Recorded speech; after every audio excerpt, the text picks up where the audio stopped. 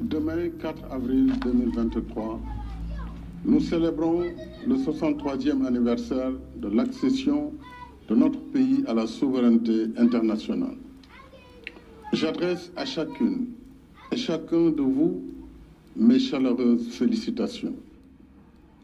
Par une heureuse coïncidence, notre fête nationale, symbole de ce qui nous rassemble au-delà de nos différences, se tient cette année sous le signe de la communion religieuse en ces temps bénis de jeûne et de carême. Voilà ce qui nous rappelle l'héritage des anciens, hommes de foi et de courage, qui ont bravé l'hostilité coloniale et sa prétendue mission civilisatrice et se sont donnés corps et âme pour former, éduquer et guider afin que nous soyons ce que nous sommes aujourd'hui. Une nation libre, ancrée dans ses valeurs spirituelles et socio-culturelles et pratiquant son vivre ensemble dans la diversité et l'harmonie. Nous devons respect et protection à ce legs ancestral, fondement essentiel de notre modèle de société. Je rends hommage à nos résistants et à nos héros qui, aux heures sombres de l'esclavage et de la colonisation, ont livré la bataille de l'honneur et refusé, au péril de leur vie et de leur liberté, que le destin de notre peuple soit scellé dans la servitude et l'aliénation. Ce souvenir du passé nous renseigne sur la chance que nous avons de vivre libre et de transmettre à nos enfants le désir ardent de liberté et de responsabilité inhérente à la dignité d'un peuple. La fête de l'indépendance est aussi un exercice mémoriel en souvenir des sacrifices immenses de nos anciens combattants pour la défense du monde libre. Je vous salue avec respect et affection, chers anciens combattants. Le souvenir de vos sacrifices restera toujours gravé dans notre mémoire collective. Demain, notre jeunesse et nos armées, forces vitales de la nation, seront aussi à l'honneur. À vous, officiers, sous-officiers et militaires du rang, je renouvelle ma confiance et mon soutien. Je salue la mémoire de vos défunts frères d'armes et réitère à leurs familles ma solidarité et ma compassion. Aux blessés parmi vous, j'adresse mes vœux de prompt rétablissement. Au nom de la nation, je vous redis notre satisfaction et notre fierté. Je salue votre fidélité à la symbiose armée-nation. Votre attachement aux valeurs de la République et des institutions et vos qualités professionnelles dans la conduite de vos missions au service de la nation et de la paix dans le monde. Le métier difficile des armes que vous avez choisi est devenu encore plus complexe et plus risqué en ces temps où les menaces sont plus diffuses, plus nombreuses et plus imprévisibles.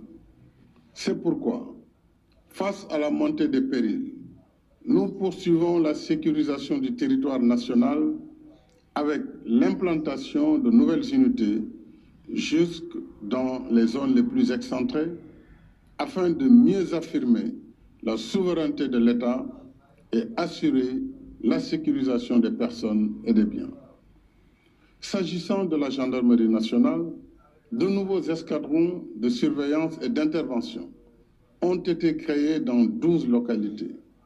Saraya, Bignona, Sédhiou, Koungheul, Ranérou, Ndioum, Podor, Kaffrine, Fatick, Mbour, Keur Massar et Diamniadio.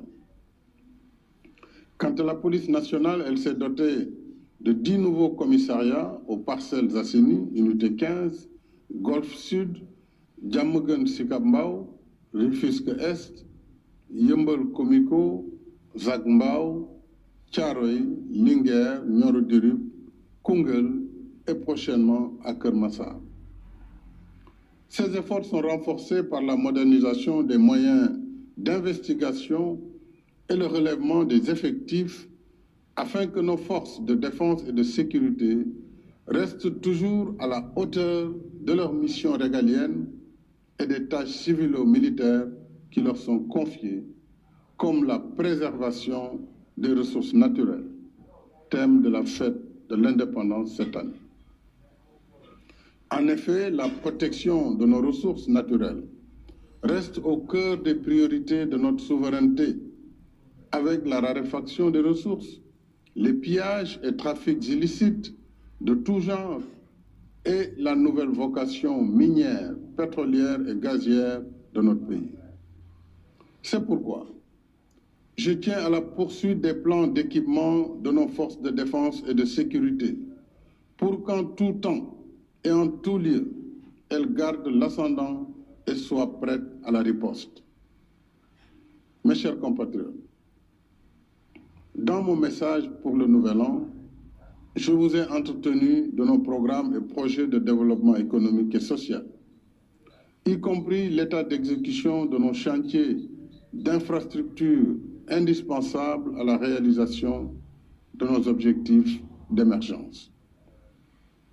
En dépit de la conjoncture économique difficile, l'État continue sa politique de soutien aux ménages, comme en témoignent les mesures de lutte contre la cherté du coût de la vie, dont la baisse du prix des loyers. En même temps, tous nos chantiers d'infrastructure restent actifs, aussi bien en milieu urbain que rural, conformément à notre politique de développement dans la justice sociale et l'équité territoriale. Ainsi, après les autoponts de Yoff, Keur Gorgui, Saint-Lazare, Lobat Fall et Keur Massar, celui de Cambérène et le pont de Marsassoum ont été mis en service. Dans la même dynamique, je suis heureux d'annoncer que l'exploitation commerciale du BRT débutera dans le courant du deuxième semestre de cette année, avec un parc de 158 bus spéciaux, 100% électriques, qui seront alimentés par voie solaire. C'est une première mondiale. Les premiers bus seront livrés en mai. Le BRT permettra de transporter plus de 300 000 passagers par jour, sans pollution, avec Internet à bord et dans les meilleures conditions de confort et de régularité, comme le TR. Il réduira de 90 à 45 minutes le temps de transit entre Guédiawaye et Dakar et mettra au travail 1000 jeunes dont le recrutement est en cours. Mes chers compatriotes, demain, aux côtés de nos vaillantes forces de défense et de sécurité, notre jeunesse vibrante sera aussi à l'honneur, à la place de la nation, parce que c'est elle qui, assurant la relève, porte nos espoirs pour le futur. À vous les jeunes, je voudrais vous dire que je mesure pleinement vos rêves, vos aspirations et ambitions légitimes d'être utiles à vous-même, à vos familles et à votre pays. Vous resterez au cœur de mes préoccupations. C'est le sens des investissements que nous continuons de faire dans l'éducation et la formation, y compris pour nos daara modernes. C'est aussi le sens de nos politiques de soutien à l'employabilité par l'enseignement du savoir-faire. Dans tous les pays, l'expérience montre que si la diffusion des connaissances livresques permet d'avoir un diplôme, elle ne suffit pas pour offrir la qualification nécessaire à l'emploi ou à l'auto-emploi. C'est pourquoi nous développons davantage l'enseignement professionnel pour mieux préparer notre jeunesse à la vie active. Nous voulons qu'à chaque niveau de formation et de diplôme corresponde un niveau de qualification qui facilite l'insertion dans le marché de l'emploi. C'est ce que nous faisons avec succès dans nos instituts supérieurs d'enseignement professionnel, ISEP. Et c'est ce que nous comptons faire avec le programme déjà finalisé de 38 centres départementaux de formation professionnelle. En même temps, l'ADER poursuit ses activités de financement, d'encadrement et de conseil en soutien aux femmes et aux jeunes sur l'étendue du territoire national. Quant au programme Xëyu Ndaw ñi, il a généré à ce jour 63 650 emplois sur les 65 000 prévus, alors que 14 150 jeunes débutants ont bénéficié de la convention État employeur sur l'objectif initial de 20 000. Le programme de domaines agricoles communautaires, PRODAC, et les agropoles s'inscrivent également dans la réponse à la problématique de l'emploi et de l'entrepreneuriat des jeunes, avec la création de pôles de développement économique dans nos terroirs.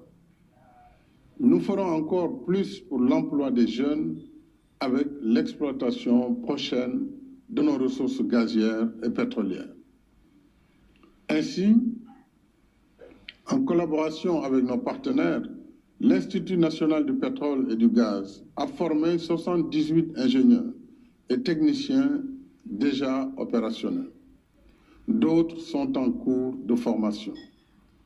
En outre, à la faveur de la loi sur le contenu local, j'engage notre secteur privé national à investir davantage dans la chaîne de valeur de la filière gazière et pétrolière afin de créer de nouvelles opportunités d'emploi et d'activités génératrices de revenus pour nos jeunes. Je me réjouis de pouvoir échanger sur ce point et sur d'autres avec les dirigeants des organisations patronales au cours de l'audience que je leur accorderai dans les prochains jours. Ce soir, je voudrais aussi saluer et encourager nos 32 500 jeunes agents recenseurs engagés pour les opérations du 5e recensement général de la population et de l'habitat, prévu du 15 mai au 15 juin, afin d'actualiser nos données démographiques et statistiques. Mes chers compatriotes, la fête de l'indépendance qui marque notre liberté retrouvée nous rappelle en même temps l'histoire qui nous lie et nous oblige à bâtir sur la terre de nos ancêtres l'héritage que nous devons laisser à nos enfants. Chacun de nous en porte la responsabilité. Dès lors, il nous revient de puiser à la source des anciens la sagesse qui inspire le dialogue et la concertation pour surmonter nos différences afin de rester la nation sénégalaise qui nous rassemble et nous ressemble. Une nation de coexistence pacifique où le sort de chacun dépend de celui de son prochain, parce que nous sommes une seule et même famille. Dans cet esprit, je reste ouvert au dialogue et à la concertation avec toutes les forces vives de la nation dans le respect de l'état de droit et des institutions de la République pour un Sénégal uni, un Sénégal de paix, de stabilité et de cohésion nationale. Vive le Sénégal, vive la République. Bonsoir et bonne fête de l'indépendance.